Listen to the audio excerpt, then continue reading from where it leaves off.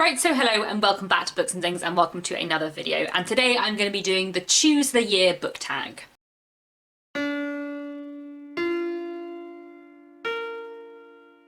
So this is a tag which was created by Mel from Mel's Bookland Adventures. I will link her original video down below, and she also tagged me in this tag, and I think this tag is really fun. So the basic premise of the tag is that you pick a year, any year that you like, and then you talk about some books that were published in that year. So a lot of people have been picking the year in which they were born.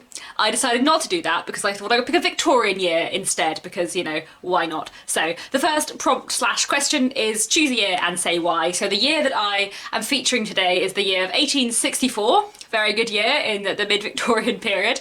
And the reason why I'm picking this year is that three of my favourite books of all time were in the process of serialised publication in 1864. Either their serialisation in literary magazines, literary journals in the Victorian period began in 1864 or ended in 1864. So I'll talk about that a little bit as I go through, because some of the books I'm talking about today were published in book form in 1864, and some of them were published in serial parts but not completed, just started in 1864. Question 2, which books published in this year have you read? So I've read quite a few books from 1864. To begin with, my favourite novel of all time, Our Mutual Friend, the serialisation of this began in 1864, so it finished in 1865, but the first parts of this book were published in 1864. This is my favourite book of all time. It's Charles Dickens's last completed novel, and it tells the story of what happens when a man who is supposed to inherit a fortune is found drowned, and what happens to the money afterwards. It's grimy and complicated and messy and wonderful, and with such complicated characters and plots, and I love it a lot. I have also read Elizabeth Gaskell's Wives and Daughters. This is another one where the serialisation began in 1864, it didn't finish in that year. This is another of my favourite books of all time, and a really, truly fantastic novel. This tells the story of a young woman called Molly Gibson who lives with her father, and what happens when her father decides to remarry and a new stepmother and stepsister come into her house. It is a love story, and a story about grief, and a story about friendship and family, and yeah, I love it a lot. I've also read J. Sheridan Le Fanu's Uncle Silas, which was published entirely, I think, in 1864, and this tells the story of a girl called Maud and what happens when she ends up living with her Uncle Silas, who is somewhat mysterious and may or may not be a nice man, and everything kind of goes a little bit crazy and gothic from there. It is very much a sensation gothic novel, and one that I really, really like. And then finally, two books by Anthony Trollope, which I've read from this year. One is The Small House at Allington, which is the other one of my favourite books of all time that was published in 1864. So this was published in book form in 1864. The serialisation process for this ended in 1864, had begun previously. This is a fantastic novel. This is the fifth book in the Barsetshire Chronicles, and possibly my favourite Anthony Trollope book. One of my favourite books of all time, regardless. It is a beautiful, wonderful, incredibly powerful and moving and like awesome story about two sisters and their friendship with each other and their relationship with various men in their lives, and it's so good. And the other Trollope book from 1864 is Can You Forgive Her, which is the first book in his palettes of novels, and the serialisation process for Can You Forgive Her began in 1864, which is quite interesting actually, because there's a character who turns up in The Small House at Allington who also turns up in Can You Forgive Her, and they were actually like right off the back of each other. And it's also interesting, I didn't realise that the Palitzer series had begun being published before the Barsetshire Chronicles was finished, so that's quite interesting too. If you don't know, Anthony Trollope, who is a fantastic Victorian writer, wrote two series of interconnected novels. One is the Barsetshire Chronicles, and then there's the Palitzer novels. And the Barsetshire Chronicles are kind of all about the Victorian Church, and the Palitzer novels are kind of all about Victorian Parliament. Not exactly, they're all about a lot more complicated things than that, but that's like a broad way of looking at them, church and state. So those are some books that I've read from 1864, including, yeah, three of my favourite books of all time.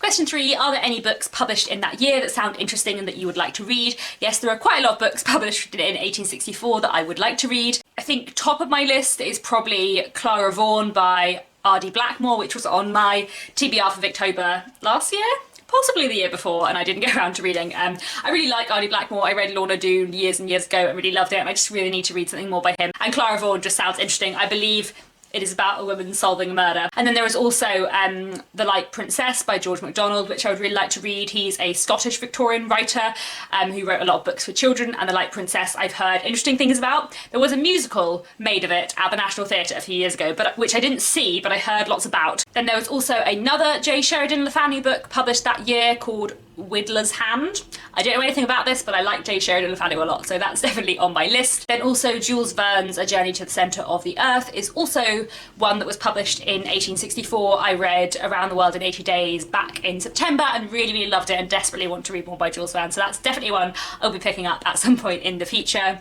Another one I might like to read at some point from 1864 is Mary Elizabeth Braddon's Henry Dunbar. The only book by Mary Elizabeth Braddon I have read is Lady Audley's Secret, which I really liked, and I would like to read something more by her, and she wrote like a crazy amount of novels, so I never know where to go next, so maybe Henry Dunbar is a good one to go with next. And then a couple of other books that I have heard of or might be interested in picking up in the future from that year would include Dostoevsky's Notes from Underground. I read Crime and Punishment a very long time ago and would be interested to read something more by him. And there was also an Alexander Dumas novel published in that year, La San Felice, which I don't know much about, but I know I'd like to read something by him. That probably isn't where I'll start, to be honest. I'd probably start with The Count of Monte Cristo, but at some point I might get to that. And then there's also one other novel I'd be interested in reading, which is George Geith of Fen Court by Charlotte Riddell. Charlotte Riddell is an Irish Victorian ghost and like gothic fiction writer who I think I've read a short story by before, so she's definitely someone I'd be interested in too. So there we go, lots more books for me to read from 1864. Question 4, what is the most obscure sounding book?